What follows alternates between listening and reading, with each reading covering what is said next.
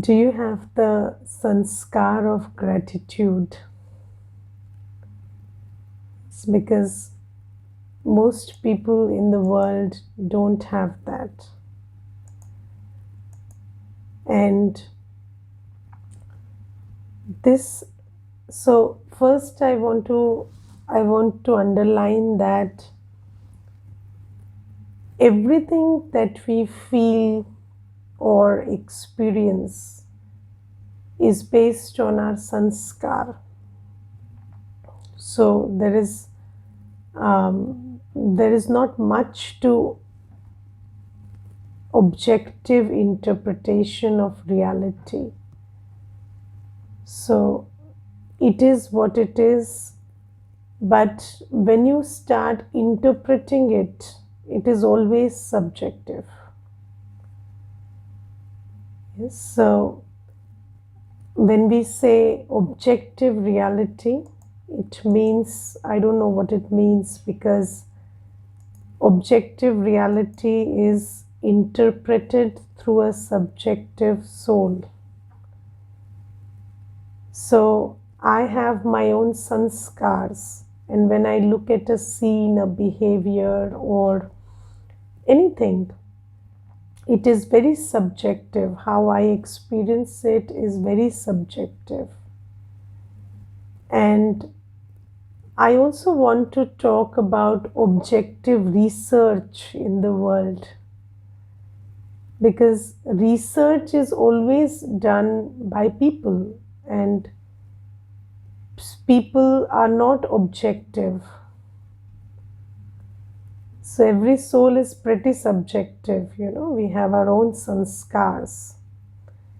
And when a researcher also does a research, their own prejudices and biases and everything enters that research also, because that's ingrained in their filter. You can't help it. It's not like you're being biased or prejudiced in your own purpose. But we are not objective. Every soul is very subjective. Every soul has its own sanskars. And we see through the filter of our sanskars. And when I give the course, I always talk about sanskars as the chashma we are wearing. And just like if you have worn a green chashma, all you see will be green. Similarly, whatever is your sanskar, your reality always corresponds to your sanskar. And I think that we have so many sanskars, many divine sanskars, many natural original sanskars of the soul have worn out in this journey of 84 births, and then many different sanskars given by Ravan we are using right now. And one of the sanskars that has worn out is the sanskar of gratitude, or the sanskar of appreciating what is, or appreciating the value of what you've got. Yes, and this is why if you look at the world today, everybody has more than they had 10 years back. But they feel emptier and they feel they have lesser. Yes, so the emptiness inside is more, whereas the acquisition outside is more. So you're having more, but then you're feeling emptier. And that's because of also, this quality of not having gratitude. So, I was talking to this woman the other day, and she said that my father complains about the house help every day. And he has lots of complaints about the house help, that he doesn't cook properly, doesn't help in this or that, or doesn't do this thing timely or that thing timely. And then she said that, Didi, according to me, in these times, the way the house help he has got is fantastic. Like, he's really good. And when I go there, I have a lot of appreciation because I live in the US and we don't get house helps there, or they're very highly priced. And then also considering the sanskars of that help, he's very nice and he really takes care and he serves from the heart. But then my father is always complaining, and I'm always afraid that this person will also run away like others and then again he will be in trouble. But then how do I tell him, Didi, that he's good and good enough? So I said, you see that if he doesn't have the sanskar of gratitude, he cannot appreciate something until he loses it. So that's the sanskar we have developed. And no amount of logic or no amount of convincing applies to this sanskar. So if somebody doesn't have the quality to appreciate something, you tell them, you give them 5 reasons stating that they are ungrateful, and they will give you 10 reasons that they are very grateful and they are right in their place. So that's how it works. Now you see that we come to Baba with these same sanskars. So in the Murli today, Baba says that you were Sato Pradhan and now you are Tamo Pradhan. So you have had the journey from the best to the worst. Yes, so Baba says that, and Baba also uses the example of Ajamil, and Ajamil has been referred to in the scriptures, and in the scriptures it is said that Ajamil was a Brahman and then he went into vicious activity and then he married and had too many children, and still, so let me give you the story properly. So Ajamil was a Brahmin, and then one day he saw a lustful activity and that inspired lust in him, and then he thought of getting married, and then he got married and he had many children, and he became totally vicious, and he became ordinary from a Brahmin. But then he had this this remains of his Brahmin instinct that I am a devotee of God. So he named his children after the names of deities, and he named one child Narayan and other children also similar names. And then he, at the time of his death, he was calling out to his son. He was calling out Narayan, Narayan, Narayan. And he was calling out to his son out of attachment. But at that time, the Yamdoots were coming to take him, and there were also the Doots of Narayan passing that way. And then the messengers of Narayan thought that he is calling out to our Lord, so we must help him. So then they helped him, whereas he was not even calling out to God. So this is a story in Bhakti about Ajamil. Now you see that this is a very interesting reference, because Ajamil chose to be vicious. He was pure and pious, and then he chose to be vicious. And he had also forgotten his piety, or he had almost forgotten who he was or what was his purity and what was his viceless state. But still, the punya that he had earned in his life as a Brahmin helped him in his final moments, because he just took the name of Sri Narayan.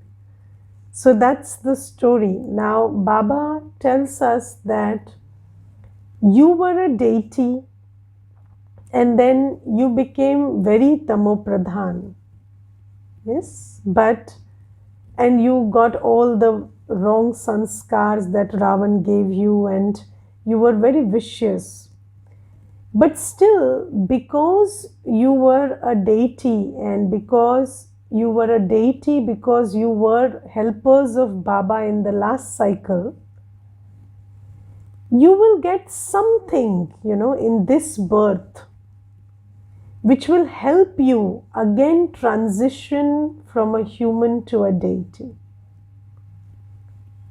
Yes, and do you realize that Brahma Baba was a jeweler, but for a jeweler he was very wise, and he also had the resources to create the yajna. And Brahma Baba is supposed to be the first soul, and he's also supposed to be the last one. So in that sense, he must be pretty tamopradhan. But then in this birth, he had the sanity, the buddhi, the resources to create the yajna. And when Shiv Baba came, he could participate hand in hand with Shiv Baba because of these things. And Baba says that is a gift you get in the drama, so that you can again transition from a human to a deity. So one thing you must understand is that whatever we have today is designed in the drama so that we can use it for spiritual development and seva, and again create a kingdom for ourselves. Do you understand that? It's not a product of your effort, it's a product of your destiny. So, there are so many people making so much effort, but then it's because you are a deity soul and it is time for you to become a deity soul again. So for this transition, you require many things. You require assets which help you in Swaseva, in your own spiritual endeavor, and assets which help you in Vishwa Kalyan. And Baba says that all that has been designed very cleverly in the drama so that it helps you to transition from an ordinary human to a deity. Do you get the point? And I always had this thought, when I was growing up, I understood things better than most people. And I had more common sense than, common sense is very uncommon. So the common sense, it's very common sense that this should be told to this person, or this is how a work should be done, or this is how this should be organized, or this is how you should keep your views or your opinions. So this was there, and also the discernment between good and bad, right and wrong was there. So but most people struggled with that, and I always felt that this is by default, you cannot train yourself for that. These are some things that you cannot develop, but this was a gift, and I really always had gratitude that I didn't know Baba, I didn't know drama, but I had a lot of gratitude, and I always told my Lokik father that, if somebody doesn't have buddhi, they can't help it. And if you have a good buddhi, you must be very grateful, because this buddhi can only be a gift. Intelligence also can be sharpened, but this quality to discern and decide well, this quality to differentiate between good and bad, right and wrong, this quality which makes you figure out, how to do, what to do, when to do, how much to do, this is not something you can train yourself into. And although after Gyan, I understand that you can train yourself into that through the power of purity, because it is connected with purity. But earlier it was impossible in Lokik life. So I used to have a lot of gratitude for this buddhi, that, it sets you on the right path, and somehow it signals you that, you don't go that way, that's not okay for you, this is the path. So, and similarly, and I think that this is the biggest gift in Sangam Yuga. And I don't think that we must have had it in the last birth also. Yes, because it was pretty Tamo Pradhan. We have had this journey from Sato Pradhan to Tamo Pradhan. So maybe I didn't have it in the last birth, but this birth Baba gives you. This birth Baba gives you many things.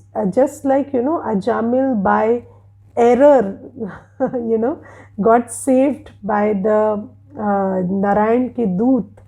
Similarly, we get saved, or we get a lot of assets by default in this Sangam Yuga.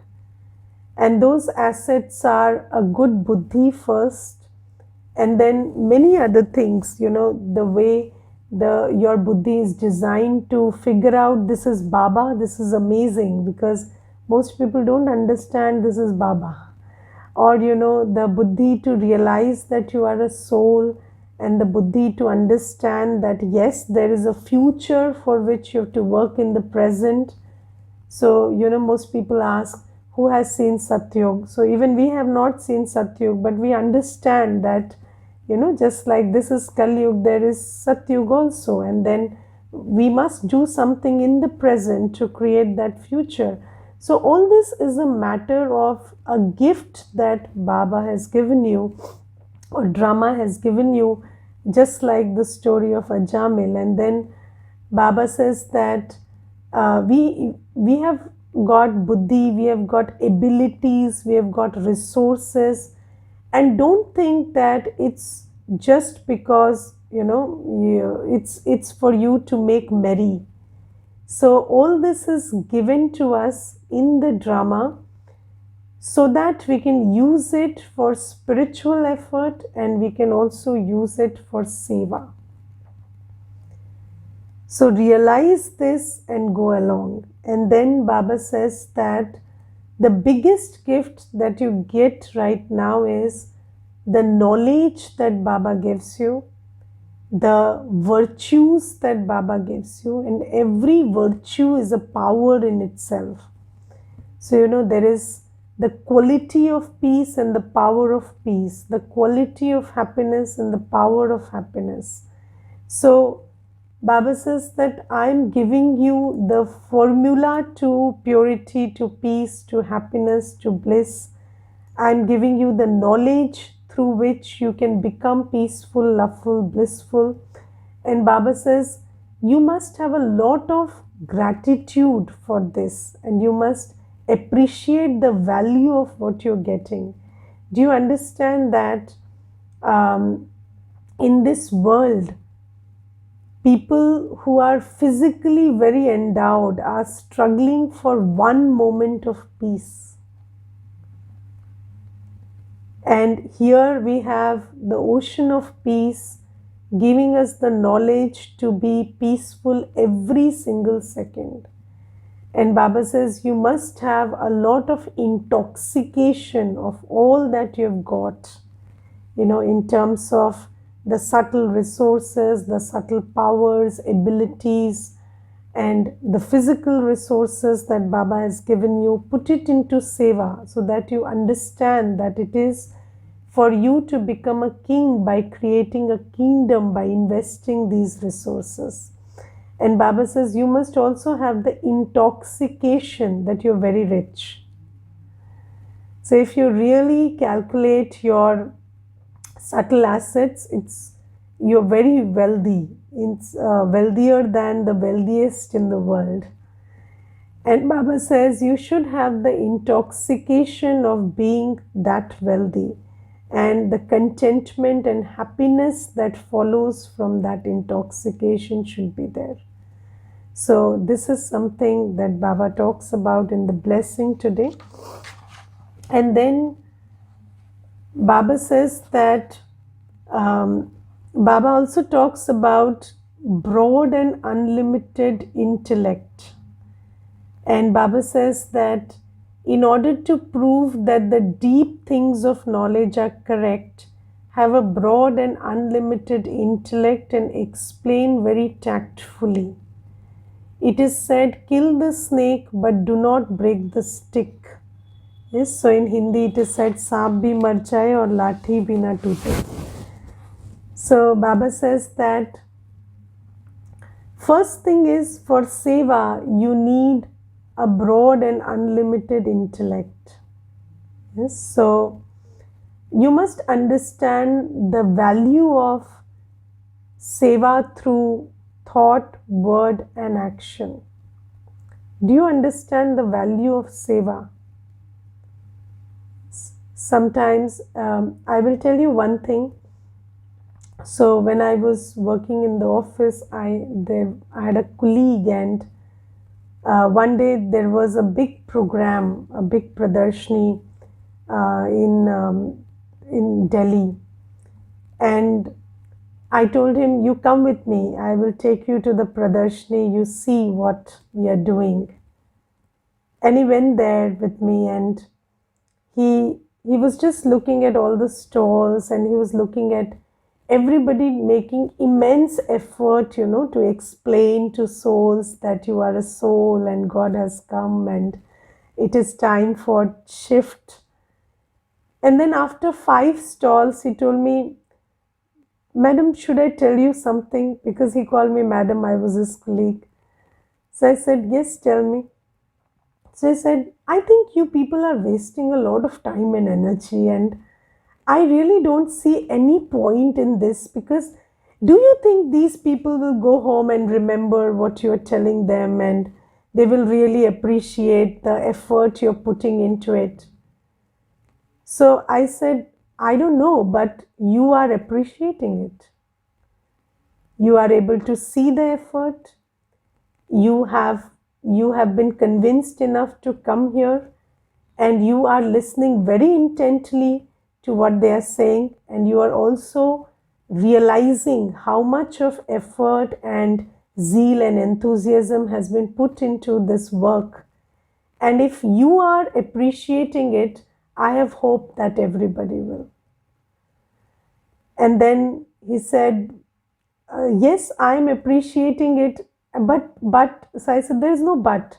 Why do you think that if you are appreciating it, other people will not? So you must have the hope that this work will be fruitful, and then other people will realize the value of the gyan which is being given. So you see that when you do Seva is a very slow process, and you should have a lot of vision, if you have a broad and unlimited intellect, only then can you see Satyug being created through the baby steps you are taking today. So do you see that? Do you understand that when a house is built or a palace is built, it starts with one stone, one brick at a time. But then while placing that brick, that mason has to have the vision of the palace. And if he doesn't have the vision of the palace, he cannot put that one brick right. And without that, the palace cannot be built.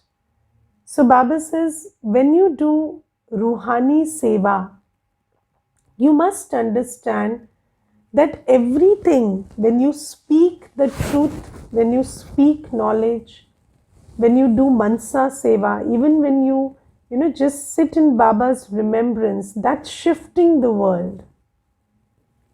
You must have that broad and unlimited intellect, because even in the world, people who earn money are visionaries. If you invest in something today, it doesn't give you a return today itself. But if you have the right vision, you will invest in something today which will become very big in 3 years, 4 years, and then you will reap the benefit. And similarly, Baba says, don't be very short-sighted in this seva. Everything you do matters. I remember there was this one person in my office, and she was in the management, and then administration, big post she had, and then there was this one sister in the class in office, and she used to just take every Thursday bhog to her. She told me that, Didi, I want to take bhog for her every Thursday. And she used to offer bhog, like she used to contribute for the bhog, and she used to take that bhog for her. And she used to always invite her. And then and she never came. That lady whom she invited never came. And it was 2 years. And then one day somebody asked her, why do you go and give her bhog every Thursday when she doesn't come ever? So you should stop, it's been quite some time. But then, this girl was sick for 1 month and she didn't come for the class. And at that time, that lady came looking for her. And she came and she asked me, do you conduct the BK class here? So I said, yes. So she said, every Thursday I receive bhog. This Thursday I didn't receive bhog.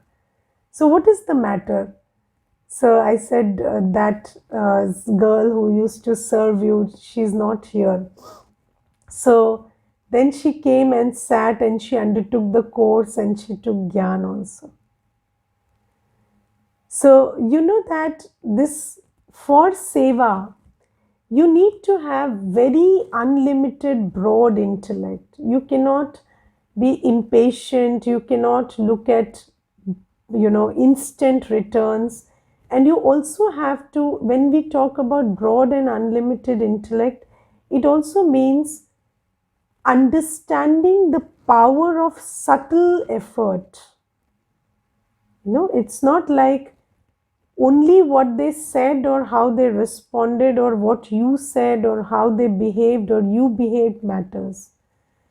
But when you do Seva, the consciousness you are in, your attitude, your feelings, your vibrations, your good wishes, they matter a lot.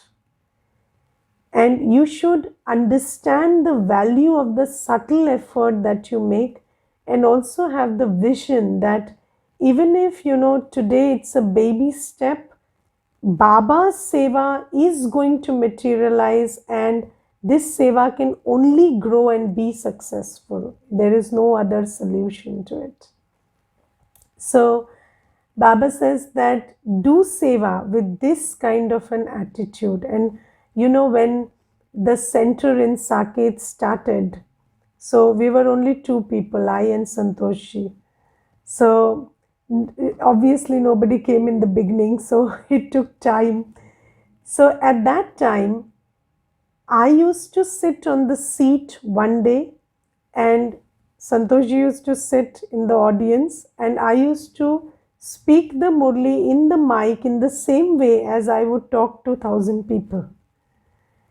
And then the next day, Santoshji would do the same, and I would sit in the audience. And then this is how the Seva started. And then one person, second person, third, there were footfalls. And then today the Seva is big, and we have online Seva also and everything.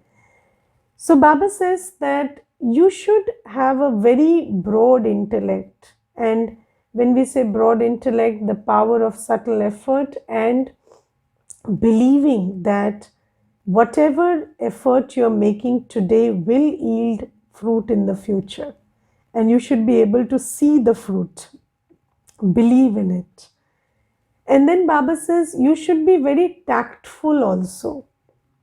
Yes, because see, the truth is very different from the faith that people have today. Yes, so there are two things, truth and faith. And these days, people don't have faith in the truth, and the truth is very forgotten. So, Baba is telling us the truth, which is very different from the faith that people have. But people are very attached to their faith also. So, your duty is to pull them out of their faith and bring them to the truth. But then you have to be very tactful and gentle in that. Yes, because if you're very upfront and outright in that, then you might hurt sentiments.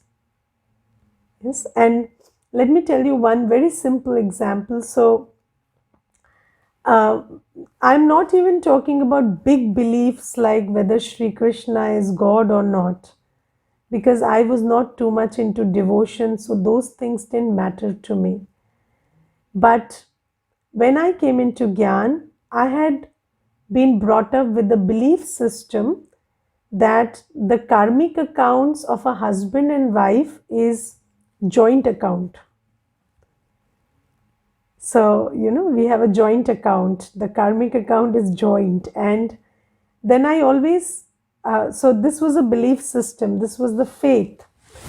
And then I used to always tell that, okay, when you are making effort, I am also getting the fruit. Okay, so, and if I am being cooperative, that's good enough.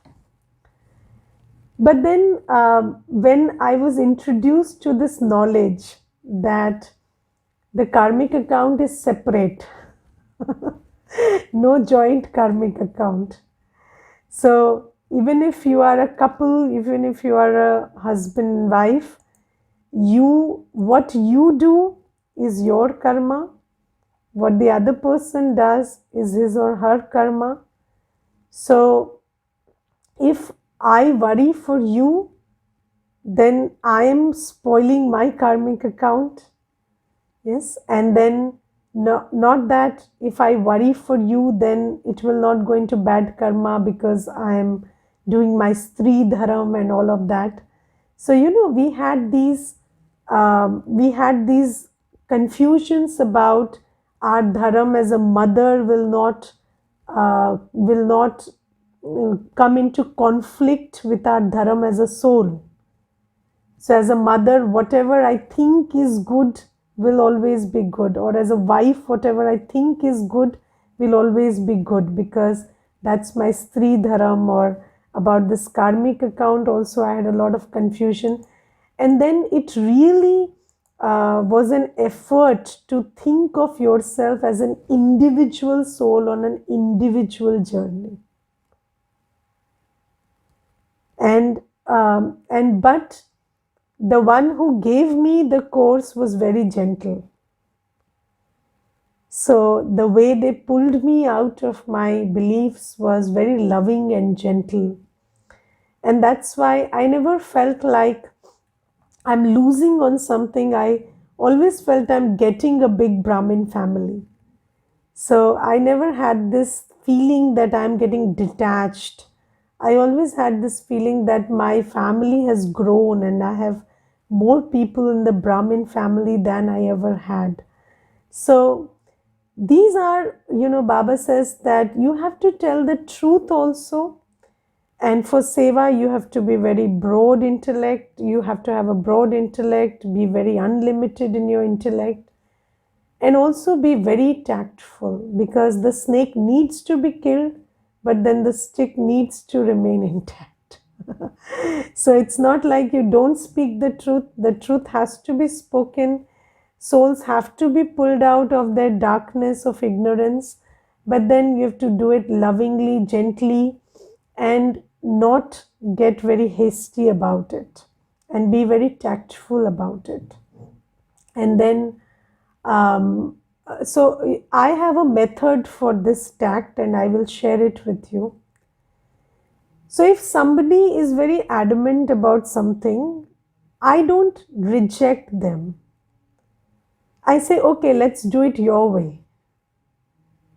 And then I start talking about how you proceed in your way, and then they suddenly realize that it's a dead end.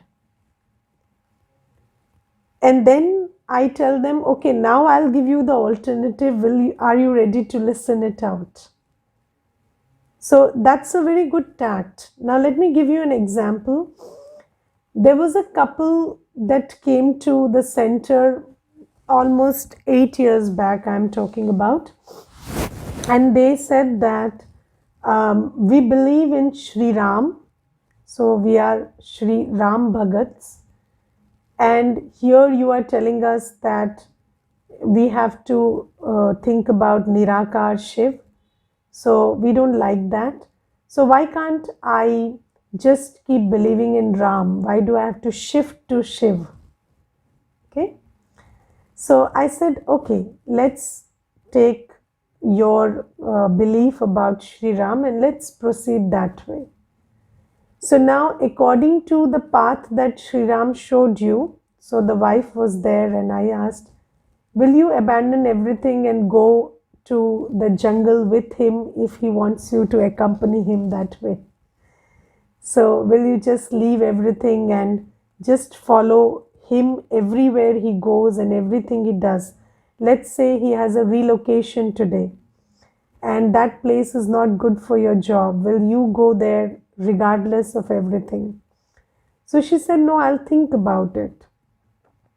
So, or I said, if he is doubtful about you, if he has doubts on you, so will you walk on the fire and prove that he has doubts about you, and that's not okay?